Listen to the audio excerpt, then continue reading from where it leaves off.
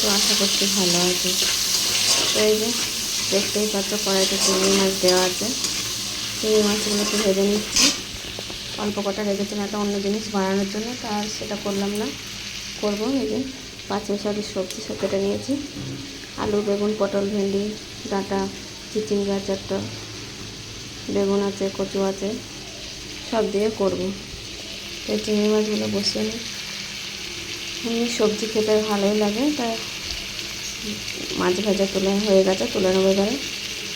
তোমরা কে কী রান্না করলে দুপুরে বন্ধুরা কমেন্ট করে জানিও। আমরা একটু পাঁচমিশালি সবজি করবো আর ডিমের ঝোল করবো। এই দেখো ডিম সিদ্ধ করে রেখেছি। এটা এদিকে একদিকে ডিমের তরকারি বসাবো আর একদিকে ওই তরকারিটা করবো।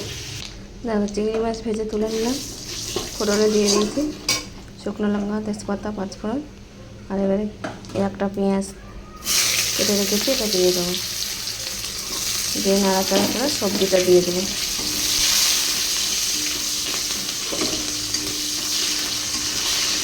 একসাথে সব ভাজা হবে। এই সবজিটা দিয়ে দিয়েছি, কষিয়ে নেওয়ার সাথে করে।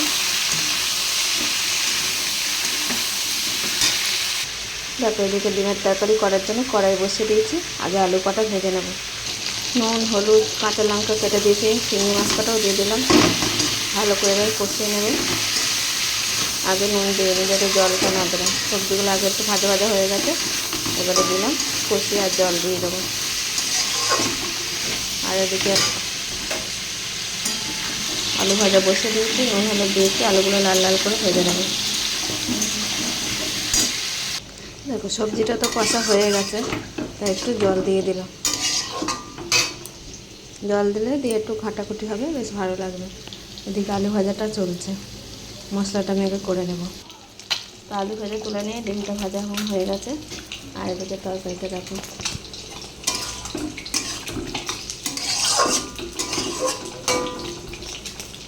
এই সবজিটা খাওয়া শরীরটা খুব ঠান্ডা। ডিম ভাজা কমপ্লিট, তুলে নেবো। নিয়ে তরকারি বসাবো। তেজপাতা, শুকনো আর পাঁচফোড়ন দিয়ে পেঁয়াজগুলোতে ভাজা বসিয়ে দিয়েছি। লাল লাল করে ভাজা হলে টমেটোটা কেটে দিয়ে দেবো। দেখো মশলা দিয়েছি, টমেটো, নুন হলুদ সব দিয়ে দিয়েছি। ভালো করে মশলাটা কষিয়ে নেব।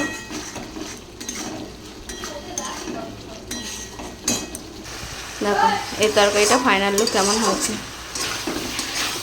এটা ডালের সাথে চচ্চড়ি, এমনি ভাতের সাথেও খাওয়া যাবে।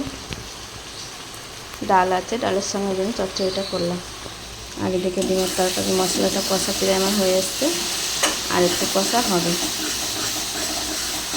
তো তোমাদের সবার কী রান্না হচ্ছে বন্ধুরা কমেন্ট করে জানিও। আর গরম যা পড়েছে, রান্নাঘরে রান্না করার উপায় নেই, এত গরম। কোনো রকমের দুটো রান্না করে রেখে পালাতে পারলে বাঁচি। দেখো কষাটা কমপ্লিট। এবার আমি কালারটা সুন্দর এসছে, কিন্তু ফোনের কালারটা আমি ঠিক আনতে পারি না, যাই না কারণ কালারটা কালচে লাগছে। তবে জল দিয়ে দেবো তরকারিতে। তো দেখো আমার ডিমের তরকারি কমপ্লিট। কেমন লাগলো পুরো ভিডিওটা? ভালো লাগলে একটু লাইক, কমেন্ট, শেয়ার করে দিও। আর নামানোরা হয়ে গেছে, একটু গরম মশলা দেবো, দিয়ে নামিয়ে নেবো। তো সবাইকে শুভ দুপুরের অনেক অনেক শুভেচ্ছা। সবাই ভালো থেকো, সুস্থ থেকো। আর যদি ভালো লাগে লাইক, কমেন্ট, শেয়ার করে দিও। টাটা বন্ধুরা।